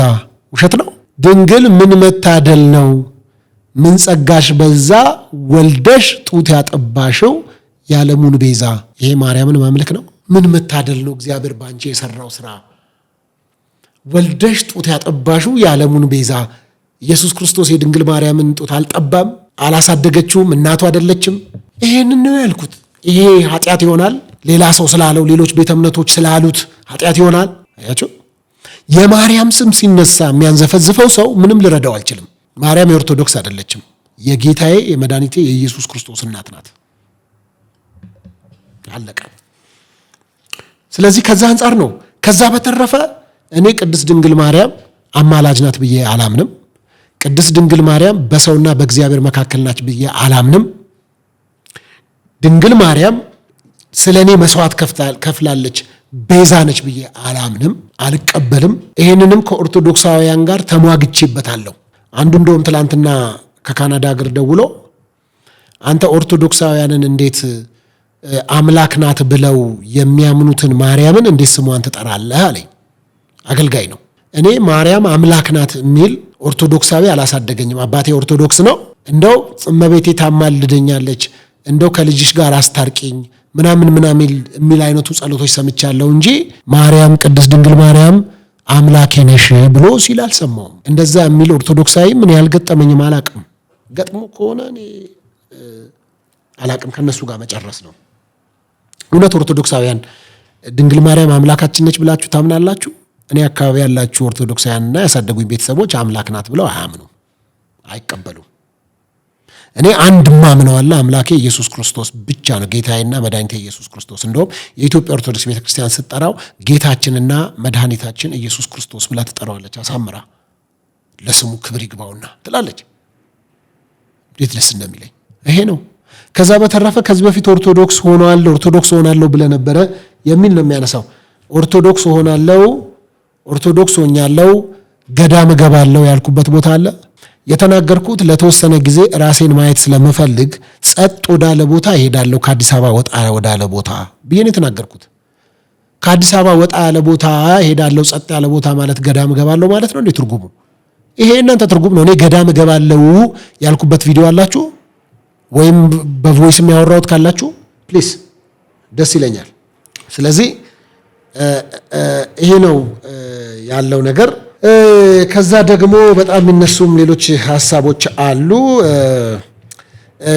አንዳንዶች ደግሞ የማይገባህ ቦታ ለምን ትገኛለህ፣ እኛ የምንጠብቅ ቦታ አትገኝም የሚሉ ሰዎች አሉ። እንግዲህ እናንተ የመረጣችሁልኝ ቦታ ብቻ የመገኘት ግዴታ እንዳለብኝ አላውቅም። እንግዲህ የምገኝበት ቦታ ያልጣማችሁ ሰዎች፣ ልክ አይደለም ብላችሁ ያላችሁ ሰዎች አንዳንዶቹ ቦታ ላይ ከዚህ በኋላ አታገኙኝም፣ አታዩኝም። በጣም ይቅርታ ጠይቃለሁ። ድጋሚ የማታዩኝ ቦታዎች አሉ። አሁን እንዲህ ነው እንዲያ ነው ማለት አልፈልግም። ድጋሚ የማልገኝባቸው ቦታዎች አሉ። በቃ ዛሬ ላይ አስተውዬ ሳያቸው ልክ አይደሉም ብዬ የማስባቸው ይሄ በቅንነት የሄድኩባቸው መንገዶች በቃ ሊሆን ይችላል። እኔ ትዕቢት የለብኝም፣ በትዕቢት አይደለም። ሰው እንደዛ ይመስለዋል ሳውራ ቆጣላለሁ ምናምን ነገር መሰለኝ እንጂ ትዕቢትን አላቃትም። እኔ አለመስማትን አላቅም። መስማትን ገንዘብ የማደርግ የሚናገር ሰው በእውቀት ይናገራል፣ የሚሰማ ሰው ደግሞ በጥበብ ይሰማል። ስለዚህ የሚሰማ ሰው ያተርፋል። የሚናገር ሰው የሚያውቀውን ነው የሚናገረው፣ አዲስ ነገር አይጨምርም። የሚሰማ ሰው ግን አዲስ ነገር ይጨምራል። ስለዚህ እሰማለሁ። ለዛ ነው የተለያየ የሀሳብ ነፃነትን እማምነው። ከዛ ሌላ እጀባን፣ የዘይት የጨው ሽያጭን ትቀበላለህ ወይ ነው። ዛሬ አይደለም ከዚህ በፊት ቆይቷል አቋሜን ከገለጥኩኝ። እኔ መታጀብን፣ በጋርድ መሄድን፣ ተከቦ መሄድን፣ ወከባን አልወድም፣ አልቀበልም። አዎ እንዲህ አይነት ወከባዎች ያሉ ቦታዎች ተገኝታል። አዎ ተገኝቻለሁ። እኔ ግን አልታጀብኩም፣ በጋርድም አልተጠበቅኩም።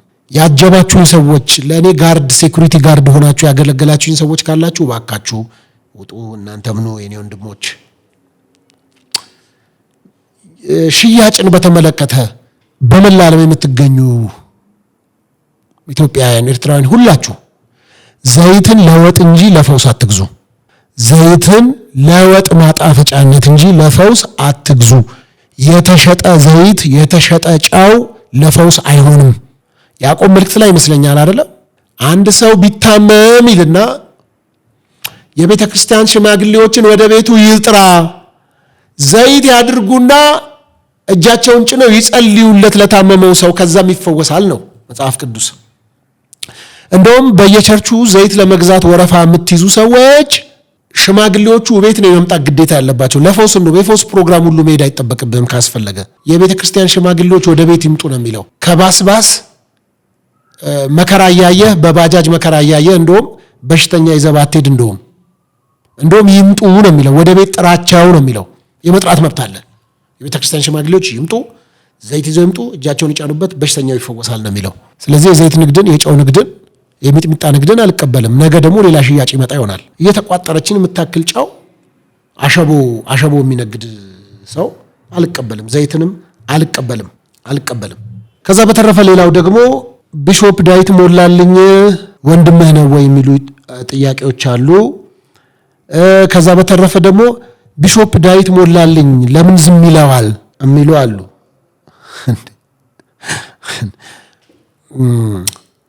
እነዚህ ሆነ ብለው የቢሾፕ ዳዊት ሞላልኝን ስም ማንሳት ስለሚፈልጉ ነው እንጂ እኔው እዚህ ጋር ሽበት ሁሉ እኮ አለኝ አይታያችሁ። የሸበትኩ በጣም ትልቅ ሰውዬ ነኝ።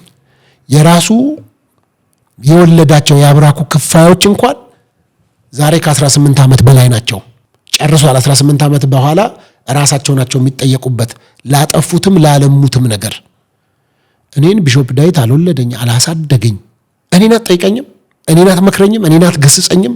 የቢሾፕ ዳዊት ሞላልኝ ወንድምነትና ያንተ ወንድምነት በምድር የሚለያየው? እንደውም ያንተ ወንድምነት አይበልጥም እንዴ? የቢሾፕ ዳዊት በስጋ ወንድምነት ምናልባት ከአንድ ማህፀን የወጣ ነው፣ አንድ ጡት ጠብተን ይሆናል ያደግ ነው።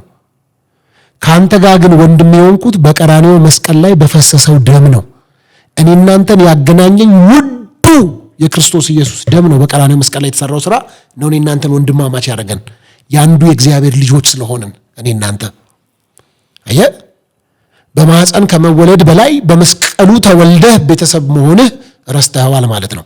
ስለዚህ እኔን ለመምከር አንተ ራስህ ኃላፊ። አንተ ለምን ዝም ትለኛለህ? ነግርሃለሁ ብለህ አትነግረኝም እንዴ? አንተ ራስህ እዛ ምን አስኬደ? ምን አንጠለጠለህ? ለአንተ የዩቲዩብ ሽቀላ እና የአንተ የሰብስክራይብን ፎሎወር ለማብዛት እንደ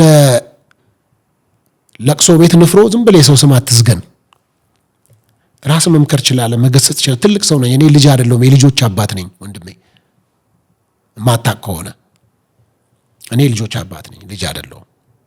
ስለዚህ እኔኑ መምከር ከአንተ የተሻለ ፕሪቪሌጅ የለውም። አንተ እንደ ልብ እየተናገርከኝ አይደል እንዴ? በቃ እንደዚህ መናገር ትችላለህ እኮ። ምን አገናኘው ከቢሾፕ ጋር?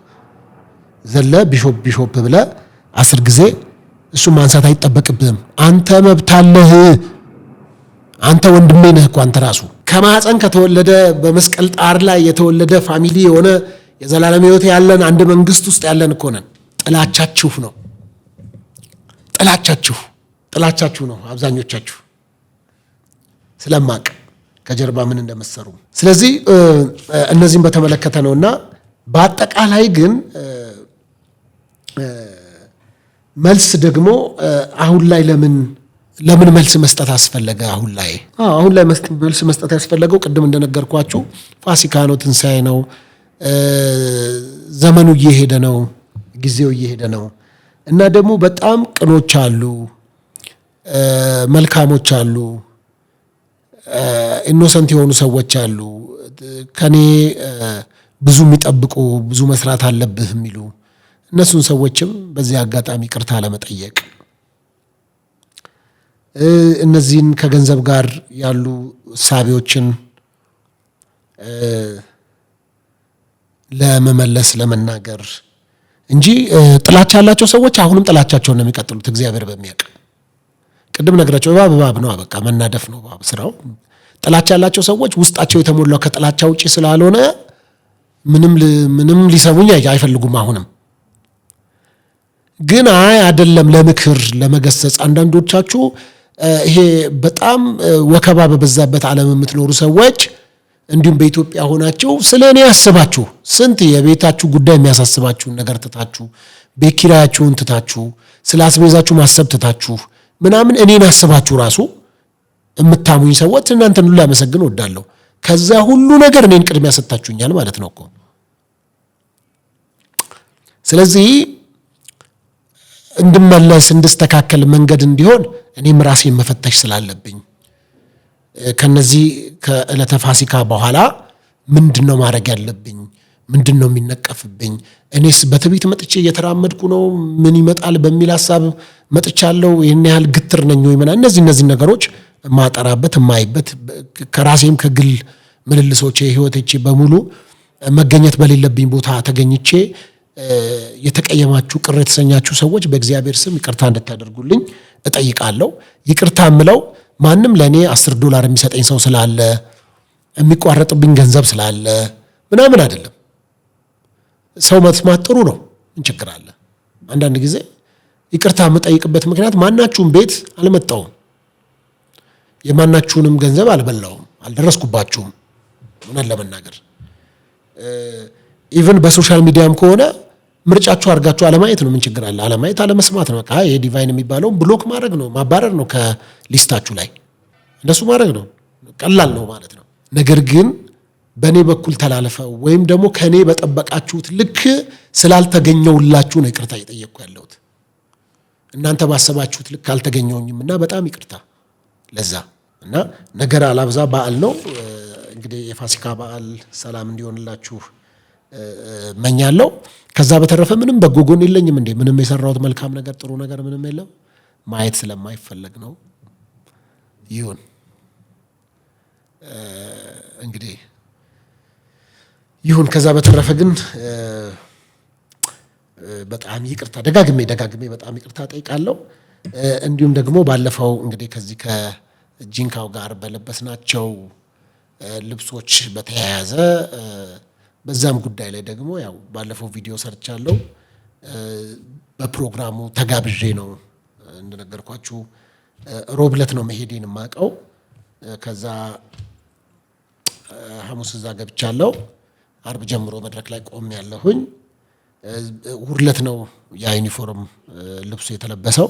ያም ደግሞ ከቱርክ ነው የገዛሁትን ከሱቅ ውስጥ ኖርማል ከየትኛውም አይነት የህግ አካላት ወይም የጸጥታ አካላት ጋር የሚገናኝም አይደለም። እውነት ለመናገር አንዳንዶች ጥላቻ ስላላቸው ፐርሰናሊ ከኔ ጋር ጥላቻ ያለባቸው ቂም በቀል ያላቸው ሰዎች በዚህ አጋጣሚ እንዴት አታክ እናድርገው ብለው ሲጠብቁ ስለነበረ ያችን ምክንያት በማድረግ እኔን ከህግ አካላት ጋር ለማጋጨት እኔን ከመንግስት ጋር ለማጋጨት የሚካሄድበት። በነገራችን ላይ አባቴ ለኢትዮጵያ ቢያገለገሉ ወደ 34 ዓመት በፖሊስ ሰራዊት በተለያየ ክፍለ ሀገራት እና አባቴ ለኢትዮጵያ ሀገራችን ወደ 32 ዓመት ወይም 34 ዓመተ ምህረት በፖሊስ ሰራዊትነት፣ በጦር ሰራዊት ውስጥ፣ በምድር ባቡር ውስጥ፣ በትራፊክ ማኔጅመንት ውስጥ በብዙ ያገለገሉ ትልቅ ሰው ነው ያሳደጉኝ። ወንድሞቼም በመከላከያ ሰራዊት ውስጥ፣ በፖሊስ ሰራዊት ውስጥ፣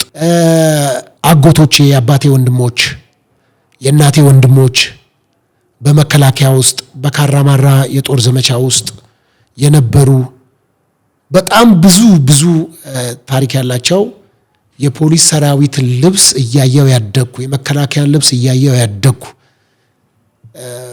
ዛሬ ሆንኩትን ባልሆንኩ ወታደር የመሆን ህልም የነበረኝ በዲሲፕሊን በአቋም እኔ አባቴ ዩኒፎርም ሲለብስ እናቴ ከጀርባው ራሱ መስመር እንድትወጣ አድርጋ ስትተኩስለት፣ ይሄ በከሰል ካውያው ካኪው ሲተኮስለት ጽድት ያለ አባት ፎቶዎቹ አሉ። ጽድት ያለ በጽዳት የሚለብስ በጣም ንጹህ ፖሊስ ሰራዊት የነበረ መከላከያ ውስጥ ያሉ ወንድሞቼ፣ ፖሊስ ሰራዊት ውስጥ ያለፉ ወንድሞቼ በሙሉ በክብር ልብሱ በክብር ተደርጎ መለዮ በክብር ተደርጎ፣ አንተ ኮፍያ ነው የምትለው መለዮ ነው የሚባለው ራሱ እሱ እንኳን። እንደዛ አይነት ቤተሰብ ያሳደገኝ ለመከላከያ፣ ለሀገር መከላከያ ሰራዊት፣ ለፖሊስ አባላት በጣም ከፍተኛ ፍቅር ያለኝና ክብር ያለኝ ነኝ። በጣም ነው የምወዳቸው ማከብራቸው። መንገድ ላይ የምታስታውሱኝ ፖሊሶች፣ የመከላከያ ሰራዊት አባላት መንገድ ላይ ስታገኙኝ ወደ ኋላ አልፌ መጥቼ እንዴት አይነት አገልግሎት መንገድ ላይ ራይድ የምትፈልጉበት ቦታ እንዴት እንደማደርሳችሁ አግኝታችሁኝ የምታውቁ የፖሊስ ሰራዊቶችና የሀገር መከላከያ የሆናችሁ ዩኒፎርም ለብሳችሁ ድንገት ያገኘኋችሁ ሰዎች አይታ እንዴ አንተ ነህ እንዲህ ብላችሁ አግኝታችሁኝ ታውቃላችሁ። የራሴን ነገር ማድረግ የሚገባኝ ነገር እንኳን ቢቸኩል እናንተ የምትፈልጉበት ቦታ አድርሼ እንደተመለስኩ ይወዙ ታውቃላችሁ። ትልቅ ክብር ነው ያለኝ ለሀገር መከላከያ ሰራዊት፣ ለፖሊስ ሰራዊት። አያችሁ መጽሐፍ ቅዱስ በጣም ቆንጆ ቃል፣ ደስ የሚለኝ ቃል አለ።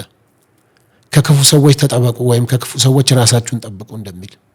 ከብዙ ነገሮች እግዚአብሔር ይጠብቀናል። የሀገር መከላከያ ሰራዊትና ፖሊስ ሰራዊት ደግሞ አገርን በመጠበቅ እኛ ስንተኛ በየአገር ዳር ድንበሩ ሆናችሁ እኛ የትኛው ፍራሽ ብለን መርጠን ስንተኛ ባገኛችሁበት በብርዱ በዝናቡ በውርጩ በየተራራው በየሸለቆው የገባችሁ ተኝታችሁ አገር የምታስከብሩ አገር የምትጠብቁ ፖሊስ ሰራዊት በከተማ በገጠር ያላችሁ ሌሊት ሳትሉ ቀን ሳትሉ ሰዎች ፍትህ እንዲያገኙ ሰዎች በሰላም ወጥተው እንዲገቡ ሊያውም አሁን እንደውም ተቋማት እየዘመኑ ስለመጡ እንጂ ምንም አይነት የኢንፎርሜሽን ልታገኙ በማትችሉበት ካሜራ ባልነበረበት እናንተ ተደራሽ ሆናችሁ በብዙ ዋጋ ከፍላችሁ ብዙ ፍትህ እንዲያገኙ ያደረጋችሁ የፖሊስ ሰራዊት አባላት እግዚአብሔር ዘመናችሁን ይባርክ።